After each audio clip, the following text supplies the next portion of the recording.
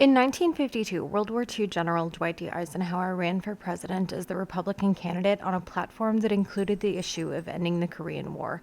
And if you're not particularly familiar with American politics, promising to end a war is always a solid political strategy. But that isn't really the only thing he's got going for him. We also know that the United States generally loves a war hero. Above and beyond these things, though, Eisenhower's platform was one of promise and substance, which really is the last time we'll see both of these things working together in an elected president's platform in the modern era. This video will focus specifically on Eisenhower's foreign policy, which was called the New Look. This was in part built upon legislation that came before Eisenhower's election and eventual inauguration in 1953. In 1947, the National Security Act set up the National Security Council and the Central Intelligence Agency, or CIA. Both of these federal organizations would be critical to Eisenhower's plans for foreign policy. In particular, in 1950, the National Security Council put out a memo called NSC 68, which advised the U.S. government to start building up their nuclear weapons arsenal. This led to the nuclear arms race, which we'll take a look at later. And so, using this kind of base, Eisenhower's New Look policy has four essential components. First, he emphasizes the need to maintain a strong economy in the United States. As we've seen with the policy of containment, especially with things like Truman Doctrine and the Marshall Plan, poor communities fall to communism. And so, if the United States is going to be a shining example of democracy to the world, we need to also be a shining example of capitalism to the world. Because at this point, and really most points in our history, to be honest, democracy and capitalism are so intertwined that you cannot separate them. Second, Eisenhower and the military begin a policy of more bang for the buck. This means that they're going to spend less money on things like normal guns and things to arm boots on the ground troops, and more money on things like high-tech planes and hydrogen bombs. Essentially, we're going to be spending a lot of money, but we're going to get the most out of it. The idea is to become a more efficient fighting force. In theory, this sounds great. We'll talk about why this is actually not productive in a minute. Third, we start to use the CIA to overthrow other countries' governments. There are tons of examples of this. The most obvious during Eisenhower's presidency probably being Iran in 1953. It was also Eisenhower's plan to overthrow the government in Cuba, which will create problems for Kennedy later. We also create government instability and overthrow governments we don't like or even think we don't like in countries across Africa and South America, like Guatemala in 1954. And finally, the State Department uses their diplomacy to make and retain allies. If we can retain allies that we do have and try to create new alliances to help with the strategy of containment, great. One of the major reasons why we're looking for new allies is that countries around the globe are quickly decolonizing in the years after World War II. Considering that part of the rhetoric coming out of both the First and Second World Wars was critical of colonialism, despite the fact that literally all of the critics still held colonies, this isn't necessarily surprising. It's also not really surprising since the vast majority of these nations had contributed significantly to the World War II effort, and very much felt that they should be recognized for that, or at least treated on an equal footing with the rest of the world's sovereign nations. And so in the wake of these nationalist movements and liberations of now independent nations, the United States wants to make sure that these understandably fragile countries won't be swayed by communism. So we swoop in with our own offer of support, monetary or otherwise, so that the Soviet Union doesn't have a chance to. And if these countries choose a government that we don't like, even if that government is democratically elected, we then use the CIA to overthrow them. The easiest way to look at how the New Look policy was implemented in really all Cold War foreign policy is by geographic region, because the way that the United States implemented foreign policy varied over time and over space. So let's talk first about the Soviet Union, or USSR, who understandably are going to bear the brunt of the hostility from the US government since they're the ones we're really after in the Cold War. It's their influence that we're trying to contain with our various containment policies, no matter what those look like over time. So, the second part of the New Look policy about using more bang for the buck ends up on a practical level as Dulles diplomacy, which is named after Secretary of State John Dulles. During the Korean War, President Eisenhower was convinced that the ideas of people like Douglas MacArthur were more or less correct. While he might not have necessarily advocated using nuclear weapons in every situation, he certainly wasn't opposed to using the threat of nuclear attack as a form of what we call deterrence, or keeping the other side from doing something that you don't want. So the idea here is that if communist states like China or Korea or the USSR tried to take territories by force, the United States would threaten them with nuclear war as opposed to the small man-to-man wars like we just fought in Korea in order to get them to back down. This became known as massive retaliation. The idea that if they did something really small, take over land, we would do something massive in response, launch nuclear warheads at them and kill millions of their people. Now, this policy was also part of the overall strategy of brinkmanship. Ever since the release of NSC 68, we'd been engaged in an arms race with other nations of the world, which meant that the United States had been building up tons of nuclear warheads, but so has the Soviet Union. But at this point, we are actually winning the arms race in the sense that we have the most bombs. So the general idea behind massive retaliation and brinkmanship is that when we challenge other nations by telling them that we'll bomb them, they'll look at their nuclear arsenal versus our nuclear arsenal and realize that they have absolutely no chance in that matchup, and they'll back down. It's really the idea that will bring them to the brink of war, make them realize that they can't win, and then get them to back down for good.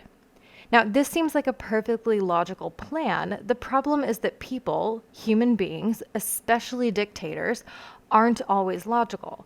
And so what happens if they don't back down? What if they'd rather risk it and attack than give up? What if their pride is worth more than their country? That is totally possible.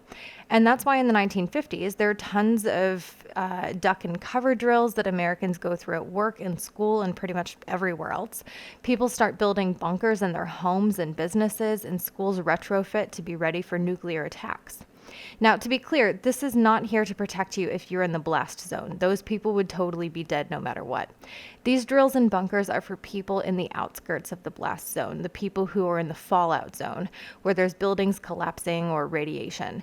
Because the reality was that as much as the government hoped that this wasn't going to happen, there was no really guarantee that this incredibly risky foreign policy wouldn't backfire. In a supposed effort to decrease at least some of the tensions between these nations, leaders from our major nations meet in Geneva in 1955. Items on the table were things like slowing down the arms race and attempting an open skies policy. But ultimately, they left without really agreeing on anything, and our cartoon here does a pretty good job of explaining this situation and really a lot of these foreign policy summits in general. Here we've got our world leaders on the stage, and they're represented as carnivores, or at least predators generally. We've got a crocodile or an alligator, it doesn't really specify, and some tigers and a couple of wolves, and then in the crowd are the common people of the world, according to the label, represented by sheep, which sort of stereotypically are known for being a bit innocent and sometimes gullible or stupid, which is actually wildly inaccurate. And so our predator world leaders here, who in the animal kingdom would totally be eating the sheep, say, "My friends, we have failed. We just couldn't control your warlike passions." And the sheep are sort of looking at them like, wait, what? Because what ends up happening at a lot of these conferences and summits is that the collective people of the world from all of the countries represented usually want an end to whatever the conflict is that they're talking about. Normal people don't want conflict to continue because it's typically costly for them, financially and in terms of the cost of life. But then you get the world leaders in a room and they start talking about ways to end the conflict, and they're like, "Ah, man, I certainly like your idea there, but my people, they would never buy that." And so they end up tossing away perfectly fine ideas for ending conflict by blaming it on politics, when the people back home usually, not always, but a lot of times, honestly just want them to do what it takes to sign the treaty. So in the end, the Geneva Summit doesn't really end up accomplishing anything. One major escalation of an obviously already tense situation was the start of the space race in 1957 with the launch of Sputnik, a Soviet satellite. I think a lot of times we get this sort of idea in our minds that Sputnik was some sort of really advanced piece of machinery that was spying on the United States or something, but it really wasn't. I mean, it was pretty heavy, but Sputnik was really not much bigger than a basketball, and literally all it did was beep. That's it. The original one didn't take photos, it didn't have the ability to target anything with missiles or anything else really, or send data anywhere. It just sent out a signal that was like, hey, I'm here. But really, that's all it had to do to be terrifying, because the US picks up this beeping on our systems, and the scientists are like, what's that? And they don't find it on land, they don't find it in the ocean, they don't find it in the air, and they're like, what gives? And then they're like, oh my gosh, it's coming from space. And then the reality hits us like, wait a minute, we don't have anything in space.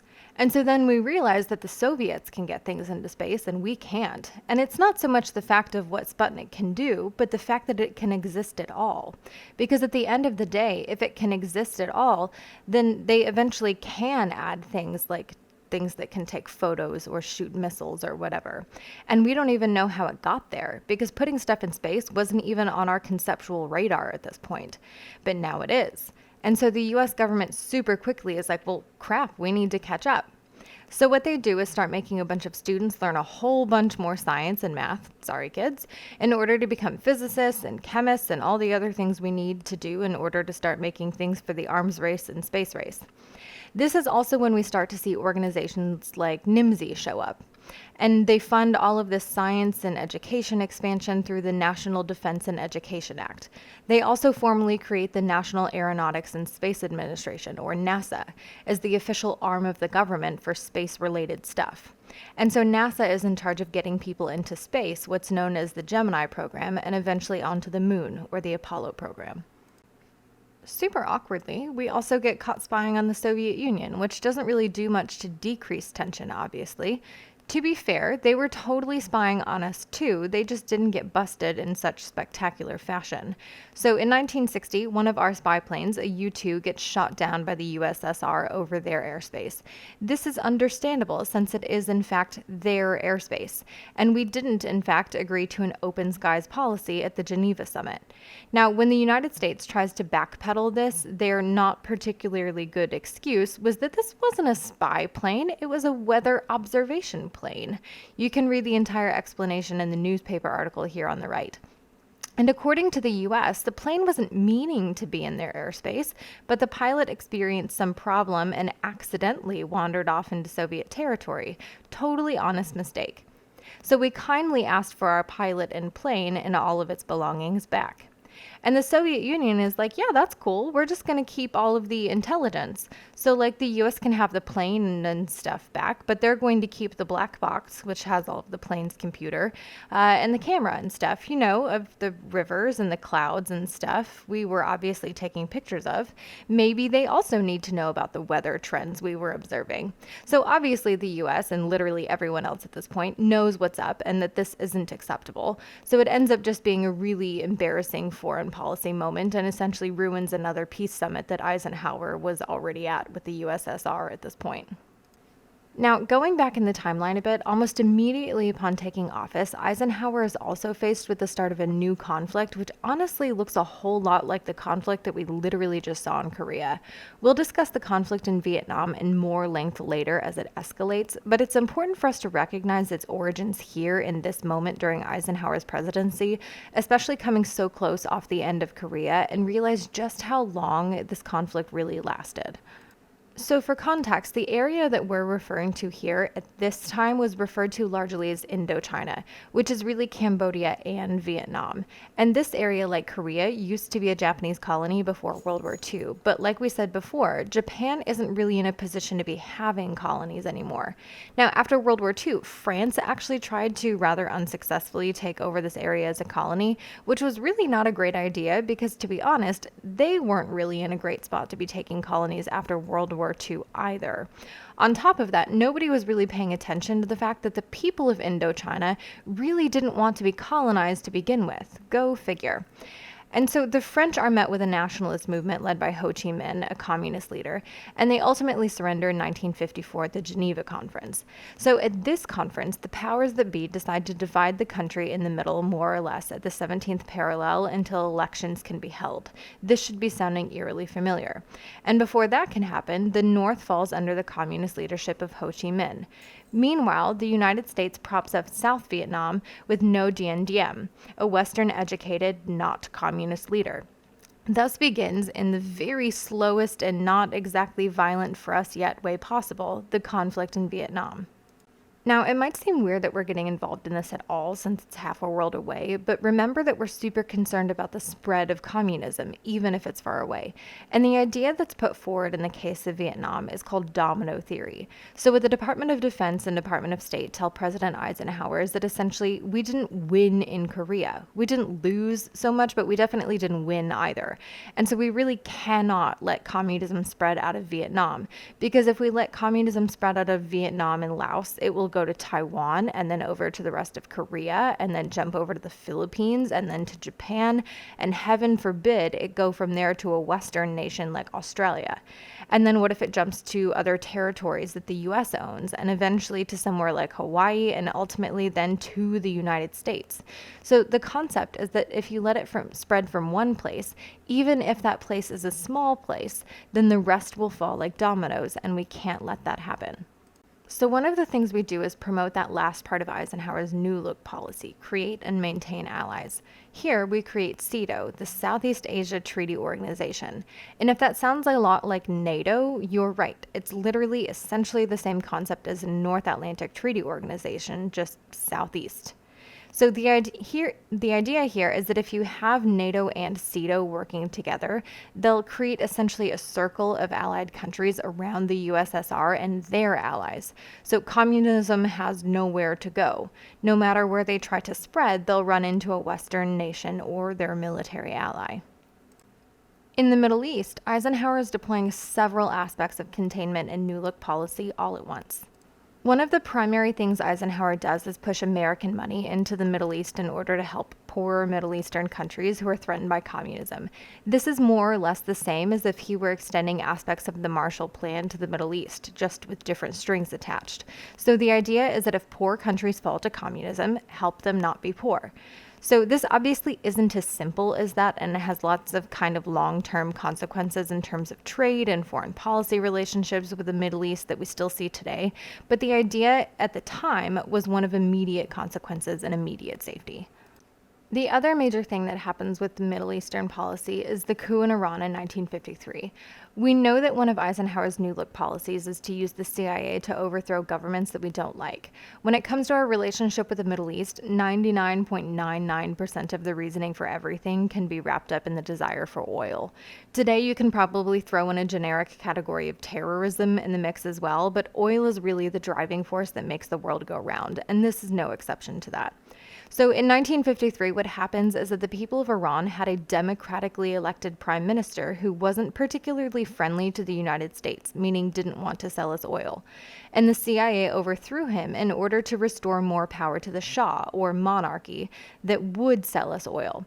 And then the CIA hired Iranians to create riots and panic throughout the capital city so that it would look like there was civil unrest in Iran, because the U.S. government knew that the American people would not have taken well to our government's resources being used to overthrow a democratically elected government abroad. Not exactly in response to the CIA overthrow of the Iranian government, but more generally in response to Western attempts to control the rest of the world's oil supply, was the creation of OPEC in 1960. A lot of times when we hear about OPEC, it seems that we only think about the Middle East, which is one of the reasons why we're talking about it here. But I want to be really clear that OPEC actually includes a whole wealth of nations from across Africa and South America as well. And in 1960, these oil or petroleum exporting countries organized, which is really what OPEC stands for, in order to defend their interests in the face of Western imperial power, whether Western nations want to admit that they're being imperialistic about their oil interests or not. Because by the 1960s, what we've got is essentially a new form of dollar diplomacy where Western nations use their investment dollars to influence oil producing and exporting nations in the name of preventing communism or whatever other cause, and then exploit that nation for their resources. And when they speak up or refuse to comply with the economic desires of that Western nation, the Western nation uses their military power to force them into compliance. And so, what OPEC is doing here is creating an economic and political alliance, whereas things like NATO and CETO are military alliances, to stop this exploitation. And this is a treaty organization that Eisenhower and his successors, even today, will have to deal with in their efforts to maintain a balance when it comes to Middle Eastern and global policy. Eisenhower's New Look policy was about striking a balance between essentially carrot and stick. Entice nations with alliances or money, but don't be afraid to use the weapons at your disposal, being either CIA or literal nuclear weapons, when necessary to get the job done. And the executive branch used various aspects of this policy in pieces across the globe for most of the 1950s as tensions escalated during the early Cold War. This escalation of foreign policy tensions led to very dramatic violations of civil liberties within the United States, as our government officials attempted to weed out communism within our own borders and present an image of the U.S. as a haven of capitalism and monolithic democracy. Moving forward, though, this false projection would be harder and harder to maintain.